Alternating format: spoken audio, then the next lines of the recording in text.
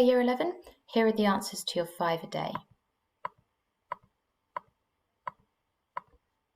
Please let me know if you have any questions about those.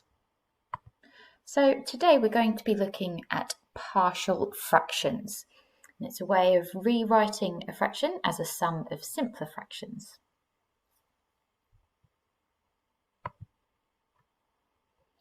So here's our first example. We're going to split this fraction up.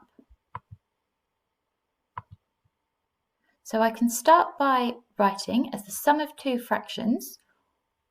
One has a denominator of this factor and one has a denominator of this factor. At the moment, I don't know what my numerators are, so I'm just going to call them A and B. Now, to add fractions, I need them to have a common denominator.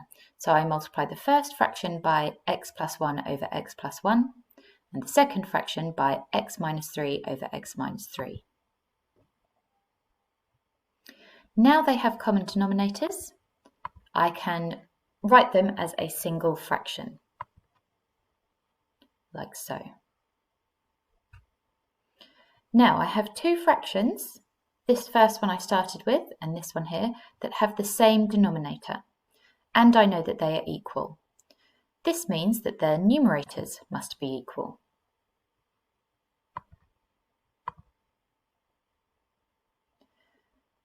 Now, I need to find out what my A is and find out what my B is. If I set x equal to -1, then this bracket here becomes 0 and I get rid of A. That means that I can substitute -1 in for x here, substitute -1 in for x here, and I'll find a value for B. So -6 minus 2 is -8, and -1 minus 3 is -4 times B. And so B is equal to 2. Similarly, I've made this bracket equal to 0. Let's make this one equal to 0.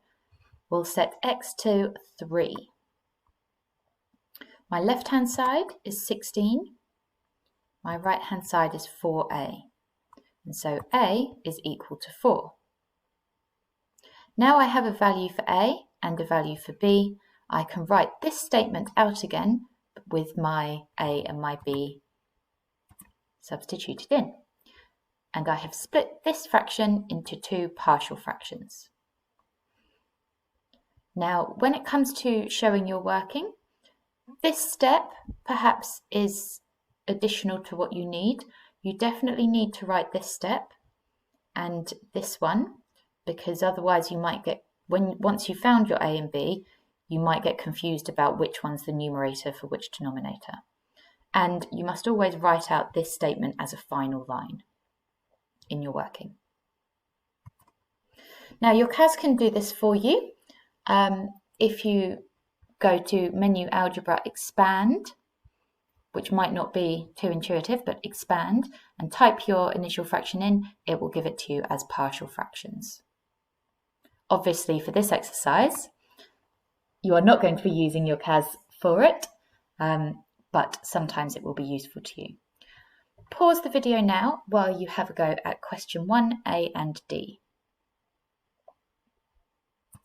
And here are the answers. Please make sure you mark your work.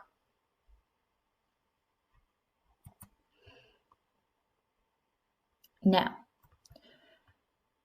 in a numeric fraction, this denominator of 24 has the factors 2 times 2 times 3 times 2. I don't know why I said it in that order. Factor 2 occurs 3 times. Now, if we were trying to work out some fractions that we added together to get 13 over 24, we wouldn't know what they were. It could be 2, 4, 8, 6, and so on. And it's similar in a fraction like this, where I have a repeated factor. X plus 1 here is squared. So when I'm writing my partial fractions, I need to include x plus 1 to the power of 1, x plus 1 to the power of 2, and my other factor here as well.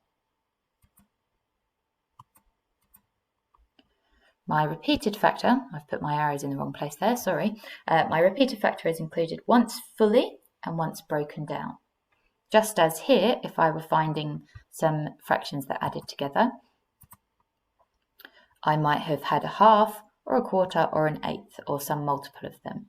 We can't tell just by looking at it. So let's have a look at how we use that. I start by writing my statement.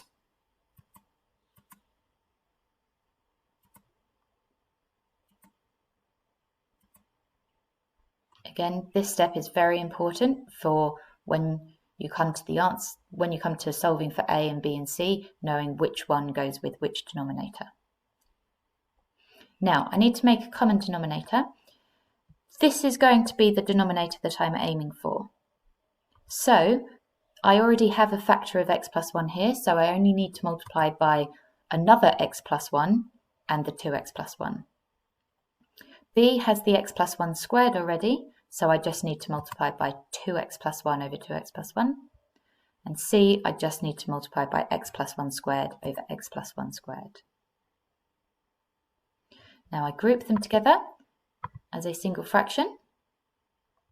Now I have two fractions with equal denominators, so their numerators must be equal. Now I can use the same method as before to make some of these brackets equal to 0. So let's start with if x is equal to -1, that gets rid of this term here and it gets rid of this term here. Substitute -1 into here and here, and I get 2 is equal to -b, and so b is -2.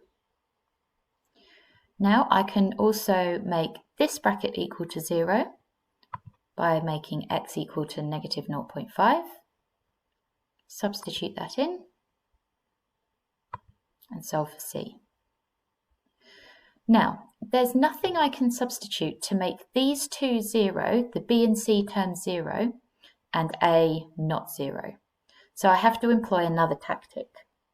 I've got two options.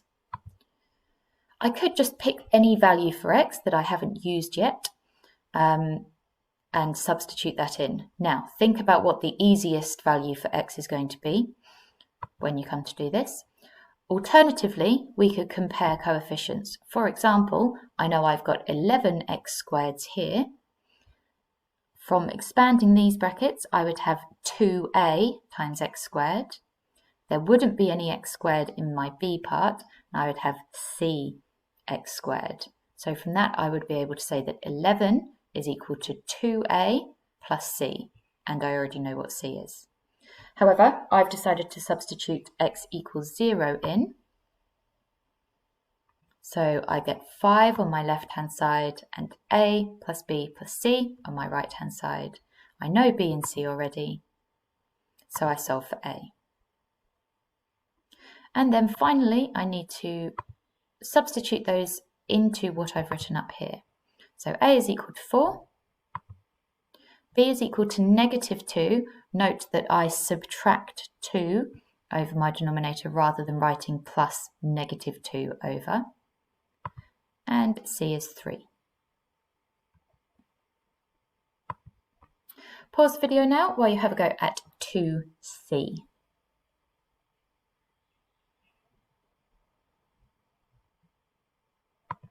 And this is your answer.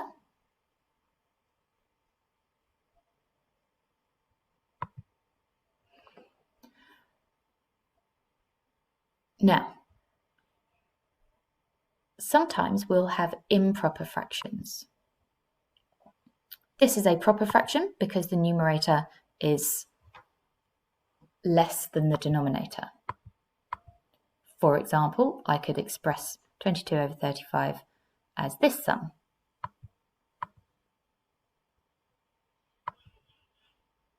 Now 57 over 20, I would need to split that into a whole number part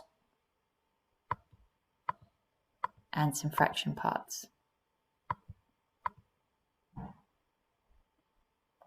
So here I did 57 divided by 20 to get 2. Then my remainder of 17 over 20 I make with these two fractions. I do the same thing with algebraic fractions. So just a reminder, an improper algebraic fraction, I'll let you read that.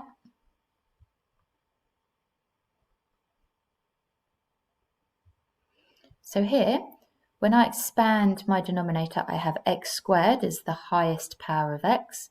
I have an x squared in my numerator, so this is an improper fraction. So I have to start by dividing. Hopefully you remember polynomial long division. For this, I need to expand my denominator.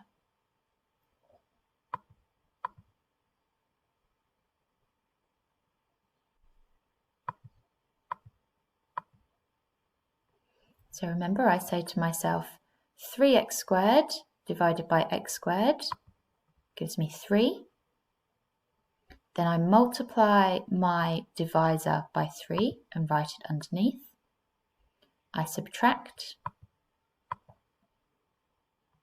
Because this is an x and this is x squared, this is a higher power, so this is my remainder. I can't divide any further.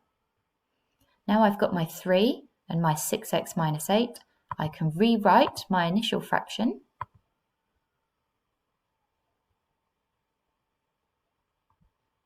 My numerator here being the remainder.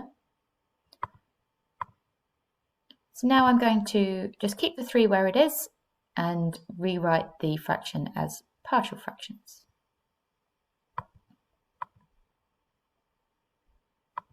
See here, I can jump straight to this step, multiply by x minus 2 over x minus 2 and x minus 1 over x minus 1. Now I can equate the numerators.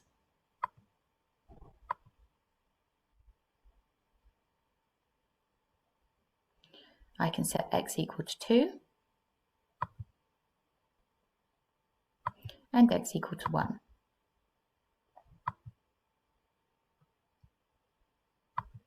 And so I can write my final answer like this.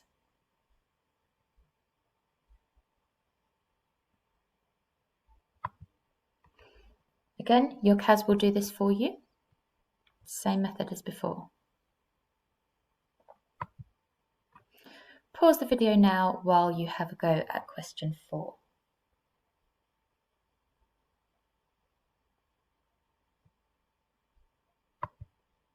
And there's your answer.